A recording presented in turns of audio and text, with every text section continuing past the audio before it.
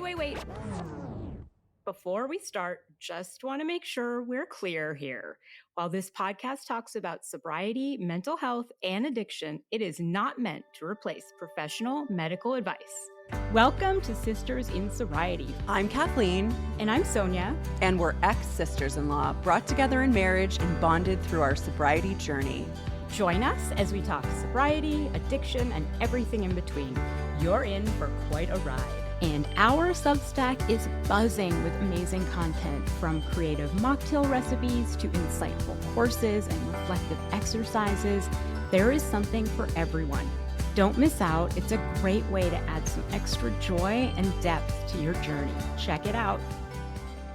Welcome to Sisters in Sobriety and to our series, The Truth About Sober Dating, Sex, and Relationships, where we ask our guests 10 burning questions about dating.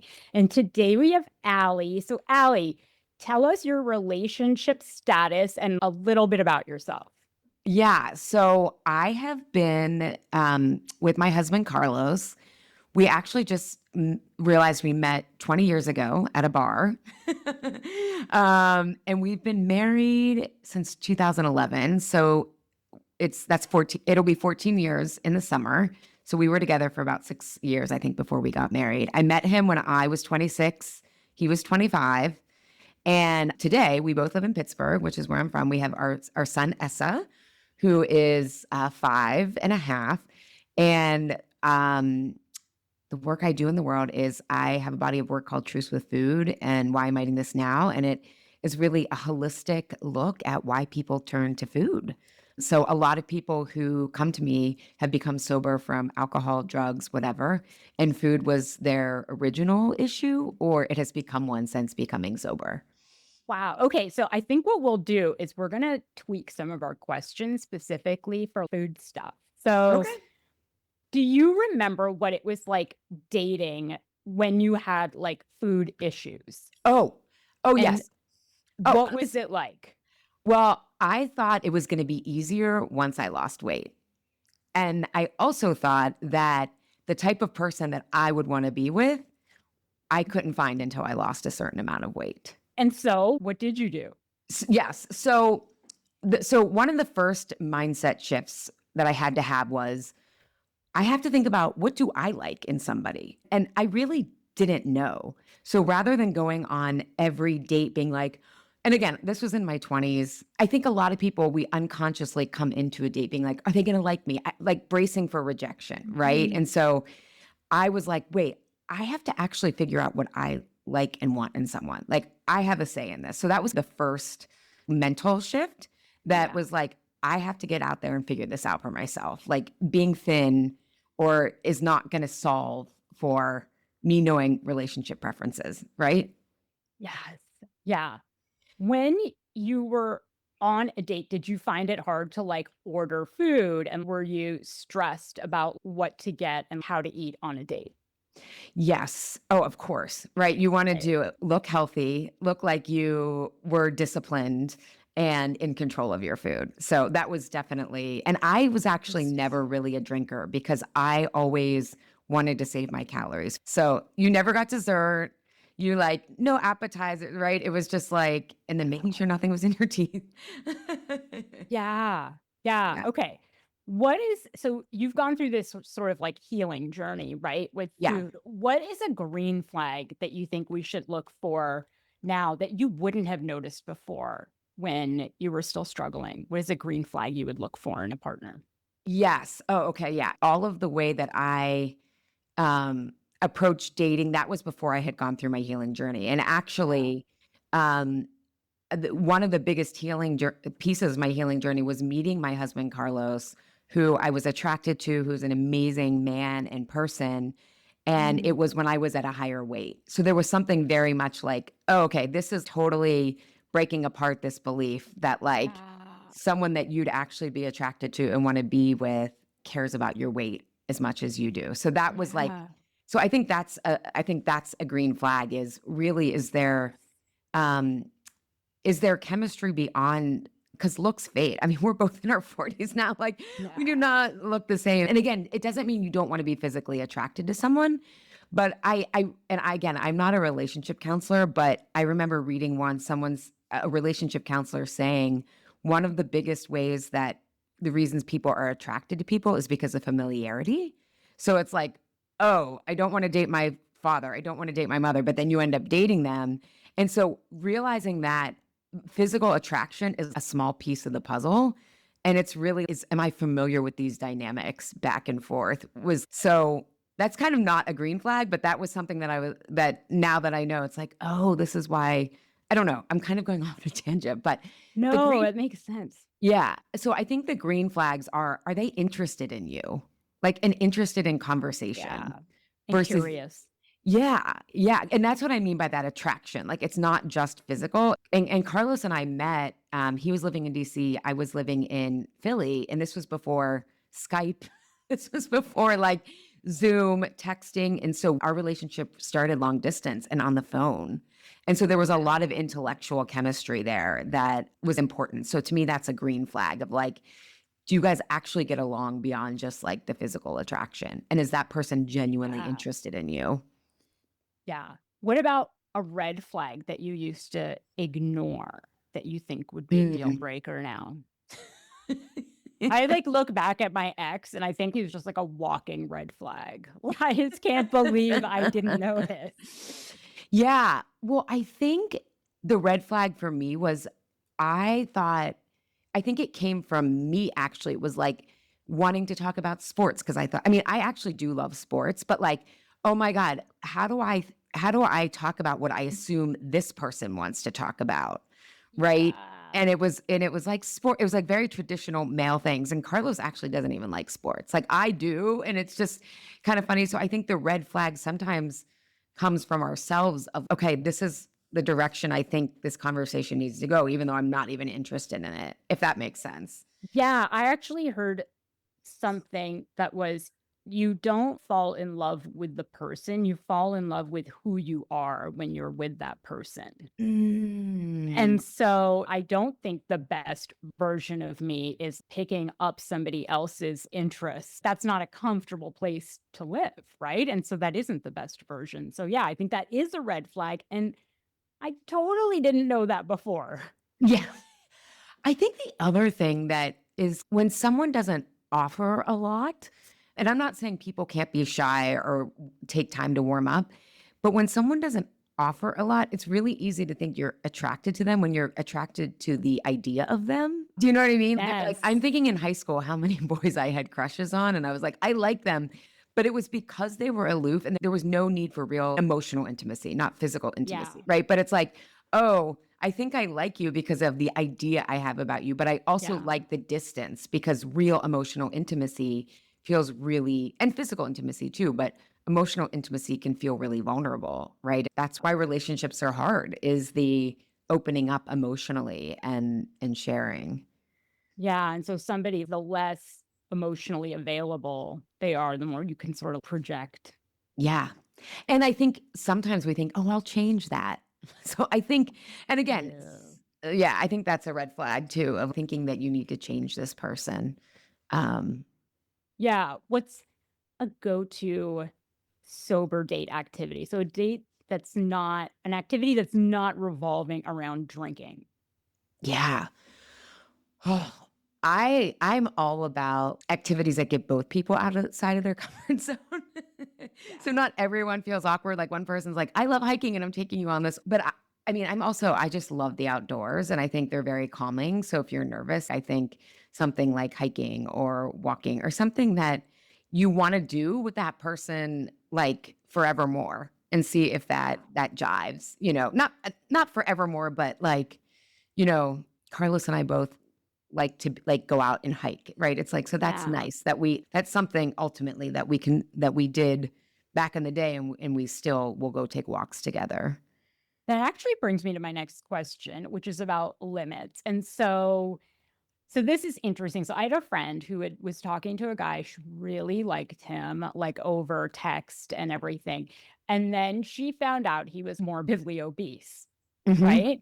And I remember talking to her, and at first I was like, well, just go out with him. She's like, yeah, but we don't have the same interest. She's like, I like to go for a walk with my dog. I like to go hiking. I don't think that's something he's going to be able to do. So I don't know if we're compatible. So what do you think about that compatibility between fitness, like food choices? Like, for example, I'm vegetarian. I'm okay with dating somebody who eats a little bit of meat, but I don't want to date somebody who eats meat for every meal, right? Yeah. Or I don't want to date somebody who drinks a lot. So what is your comfort level with that?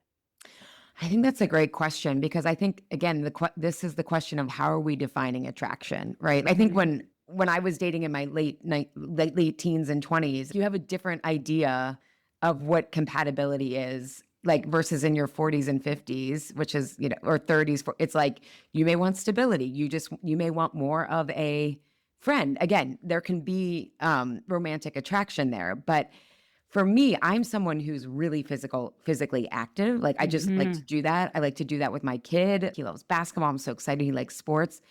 And I'm also someone who, because I had cancer as a teenager, I carry some hypochondriacness, right? Carlos and Mm. I have had some stuff because he has a chronic health condition. And for me, it's not his food. It's like the amount of coffee he drinks on an empty stomach is not how. And I'm like, I don't want to be a wellness widow, which is, Yes. in at 50, 60, you aren't feeling so well because you haven't done what you can do to Yeah. take care of your condition or that you end up dying early, right? And again, some of that is my own stuff. So I have to look Yeah. at like, okay, he's technically healthy except for this, chronic health condition that you wouldn't even know. It doesn't limit him in any ways. But I do think there can be like I have a strong value of health and that's never going away because Okay. I grew up in a family that valued health. I had cancer as a teenager. This is the work that I do. Now, how we define health, it's for me it's much more beyond weight, but there has to be some sort of like Carlos eats we eat healthy. We both have the same value of health around how we raise our son. He lets me take the lead because Yeah. he's like you know so much. But if he was not active and wanted to eat fast food, we wouldn't be enjoying the same things.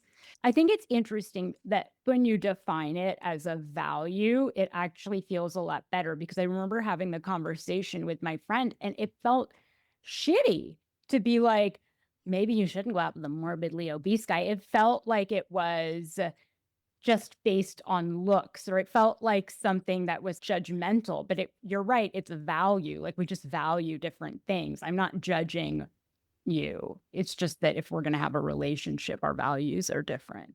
Yeah, and in that situation, I do think it would be courtesy to say like, "Hey, don't assume he doesn't like to walk with you." Right? That's the other thing is and this is where right unconscious bias comes in, assuming that people who are obese or overweight aren't active, aren't healthy. Sometimes the people who are overweight and obese are trying the most, right? People who are Mm. thin don't necessarily value health. They often think they don't need to try. And then they're often they're called TOFIs, thin on the outside, fat on the inside. They're some of the first people to die as they age because they have so much inflammation and they didn't think that they had it to worry because their weight was never an issue. So that's why we have to like really, if we may value health, but how are we defining that? And it has to be beyond weight, I think, is where that comes. Yeah.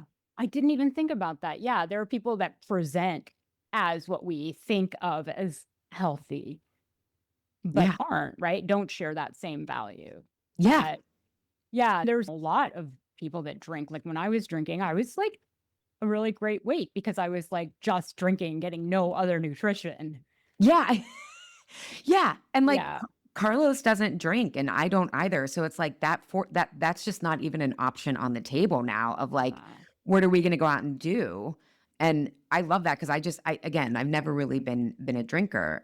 He Yeah. he was for a while, but he doesn't drink anymore. And it's like, oh, we have that in common now. So even when we were just at a bat mitzvah and Carlos is like, oh my God, if I was still drinking, I'd have energy to stay out. And I'm like, I am so tired. Oh, yeah. I was like, so do you just want to go home a little early? I mean, we were having a great time, but I was exhausted, Yeah. and it was like, oh, we both get to go home and like sleep. You know what I mean? Yeah. It's like- Yeah. Okay. Who do you call, or who would have you called after a first date to dish, or who do you call to vent to after a fight with your partner? Oh, after a fight with Carlos, I talked to my sister because Yeah. my sister and Carlos are very similar, but they're also very different. And she's like such a champion of me, right? So, and she loves him. So when I just want someone to vent and all that stuff, right, I call her. But I think for people who are dating, I think you need someone who can listen to you, understand what your relationship kryptonite is. I have a friend who tends to be attracted to emotionally unavailable men, right? And she knows where it comes from. And so I will often listen to her because it's hard to break these patterns, right? Again, attraction is often what's familiar, not based on looks. And then say to her, like, okay, like, what do you remind her, right? I'm saying you need someone who'll be like, what do you want from a relationship? What's improvement over the last time of a date that you went on, right? Someone who can help you kind of pull out your blind spots, and remind you of what you deserve. Because I think, and this happens a lot with food stuff, the reason people turn to food is when they feel emotionally unsafe in some way. And part of what I work on with clients is you need to find a compassionate, like soft place to land where you can rest with what you're feeling, someone who's not going to judge you, but also someone who's going to help you figure out like what's on your side of the street that needs cleaned up. So I think I think I also have to find people like that who aren't my sister. Yeah, I'm lucky. So I have two sister-in-laws, and one, we call her the apologizer because she still apologizes for my ex-husband. And I appreciate the perspective, but it's not always helpful. So, and then I have my other sister-in-law, who you know is a therapist. So she's really rough. And so it's kind of nice to have both. So I have the apologizer, and I will go to her when I know I'm working off of an insecurity or something. And so that is helpful. But when I have a question about whether or not something was like a red flag, I go to my therapist, sister-in-law. That's a great example. Yeah, it's like I know what I need. And so this person can give me this person can give me that. But I think all of us, because dating, like the other big mindset shift I had to have is like, I thought I was like bad at dating because I had not dated a ton and I had been in a corporate job where I was flying all over the world. And so it was like not conducive to dating. And here I am in my mid-20s thinking my life is over because I haven't found someone yet, right? It's like, oh God. But it's like, okay, dating is just awkward. No one's good or bad at it. Maybe some people like it more than others, but it's just awkward, right? I think so. I don't know anyone who's been like, dating's so fun. I have a friend who loves dating, and you need to have her on this podcast. Oh my God. She's been seeing somebody, but she used to go on 2-3 dates a week. Wow. And I was like, I would die. Like, I'd just be dead. Like, I would just, like, I would not be able to function. Like, I could not do it. Meet 2 to 3 new people a week. Yeah. Maybe she also wanted friends. I mean, I think that's the other thing is like. It was her social life, partly. Yeah. Yeah. I think that's the other thing that if I were to have to go out dating again and what I would shifting is I think, at least in America, I know you're American and Canadian, and I think Canada is probably very similar, but again, this was my perspective, but in my late teens, early 20s, it was like I put this idea of marriage as like this relationship has to be everything, right? Versus being like, now I'm like, oh my God, this person cannot be everything for you. That's not fair to them. It's not fair to you. Like you need your girlfriends. Like for me, my girlfriends have like, this has actually been my New Year's resolution the past 2 years. I'm getting better at it, but like re-engaging with those relationships because those are equally as important. And so I think I don't know, that's just another mindset shift I've had as I've aged is just been like, oh my God, okay, this person, they need to have your back and they need to be like your person and stuff, especially if you're going to raise kids together or blend families, but also they can't be everything and you can't be everything for them. And that's like a Disney fairy tale and Disney's really, it's like the women are always getting rescued. That's just not, that's not what it's about. Actually, that is perfect for my next question, which is I used to think love was blank. Now I know it's blank. Oh, yes. I used to think love was, well, I grew up in the 80s and 90s with lots of codependent love songs. So I used to think love was someone just thinking that I was the greatest and would just love and adore me no matter what, put me on a pedestal. Now I think love is someone that you pick who you're both going to stick around and work out your core wounds together and individuate into wholeness. My God. Actually, you brought up my last question. Was if your love life had a playlist, what's the first track? Oh God. Well, the song that we danced to at our wedding was Jason Mraz "Lucky." And I do really still feel that way about Carlos. I mean, our relationship blew up after having a child. Like we had 3 fights, right? We had him in 2019. Yeah, we were together 14 years before we had our son. And we had like 2 or 3 fights. We were very independent. And then after having him, our relationship just, Esther Pearl talks about you'll have like 3 different marriages in your lifetime or partnerships. Yeah. And sometimes they're with the same people. And he is the person that I'm just lucky that we're working through all the kind of the new relationship and marriage we'll have. He's so supportive of me. I try to be really supportive of him. And yeah, and we share domestic duties. I'm really lucky. And so I think that would be it, lucky. Oh, I love that. And I love that relationships change, and it could be with the same partner or it might not be. It might not, and that's okay. Yeah. I mean, people used to die at 30. Like Yeah. you know what I mean? Yes. Ever after was like 10 years. Yeah. No, I agree there. Yeah, that was the basis of like marriage and monogamy. Was like, Right. Yeah, I agree. Well, thank you so much, Ali. This was so fun. I got so much good advice from you. Well, thanks for doing this, Sonia, and be brave out there, people. It's a jungle, but you got this. This was Sisters in Sobriety. Thank you for listening and being with us today. If you want to learn more about sobriety and meet your community, find us at sistersinsobriety.substack.com. Are you a sister in sobriety? Then reach out on social media. We'd love to hear from you. If you're feeling generous, leave us 5 stars and a review and follow us wherever you listen. You'll never miss an episode. Until next time.